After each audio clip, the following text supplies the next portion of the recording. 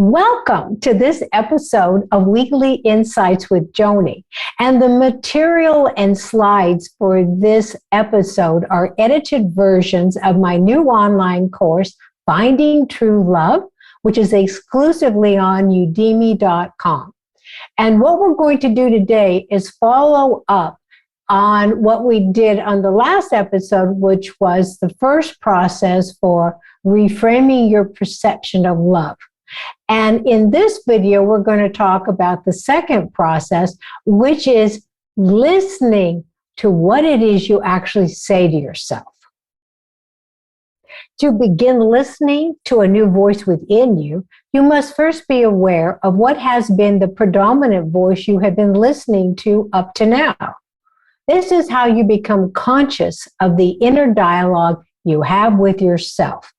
If you are like most people, this inner dialogue has been on autopilot for so long, you may have overlooked what voice you have been following and trusting for all these years.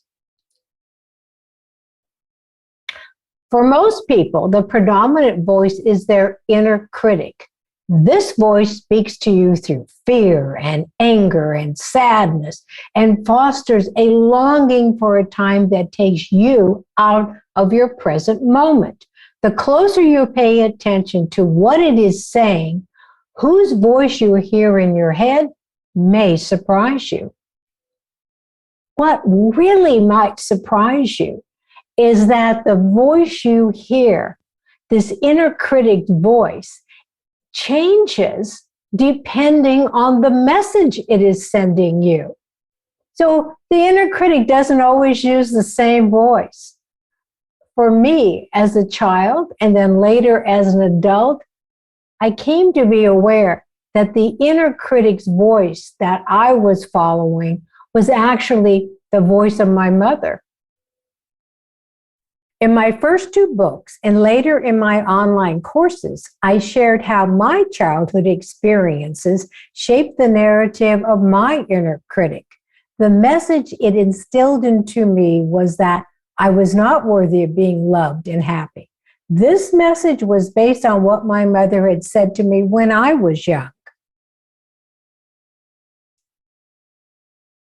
Some of what my mother said included the following.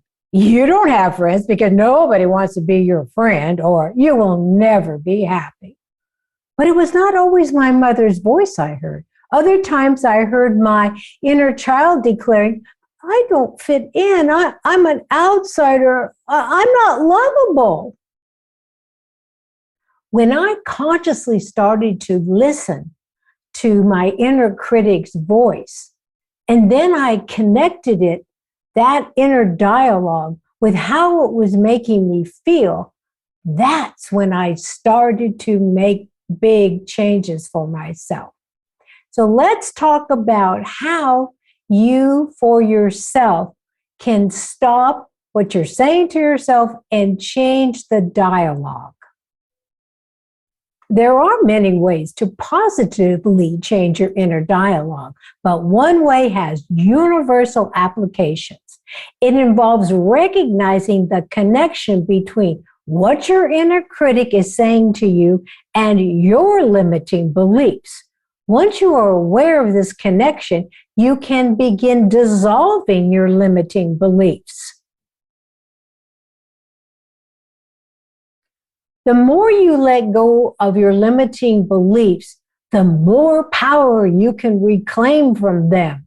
This diminishes the power and influence your inner critic has over your emotional well-being. Guiding you through this process is the voice of your true, authentic self.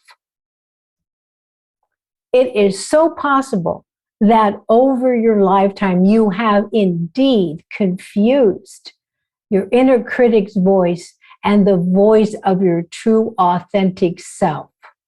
So let's talk about what we can do to reclaim our authentic voice and to trust it. Your true, authentic self speaks to you through love, encouragement, and does not harshly judge anything about you. It will always guide you to your heart's desires. Sometimes, though, not on your time frame. That is why it is so important to quiet the interruptions of your inner critic and be present to the guidance of your inner authentic voice when it does come through.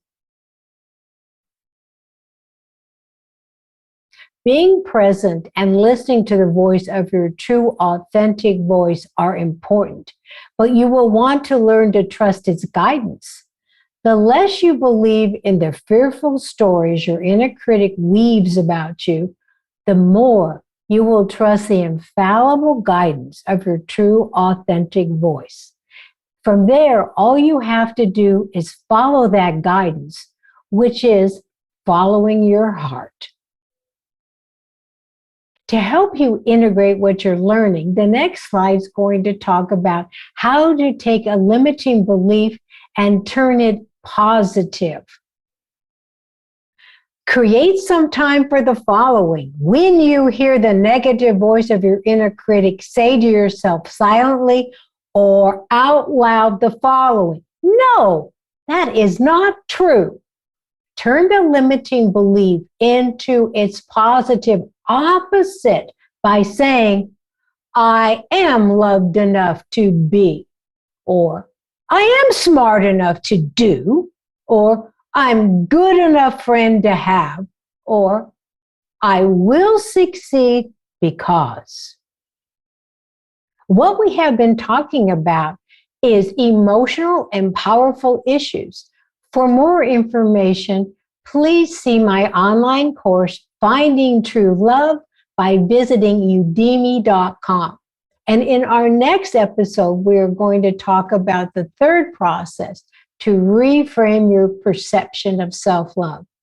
And thank you so much for joining me for this video. And remember, until we meet again, every morning, look into your mirror, smile at yourself and say, I am my own best friend, for I came into this world to be myself.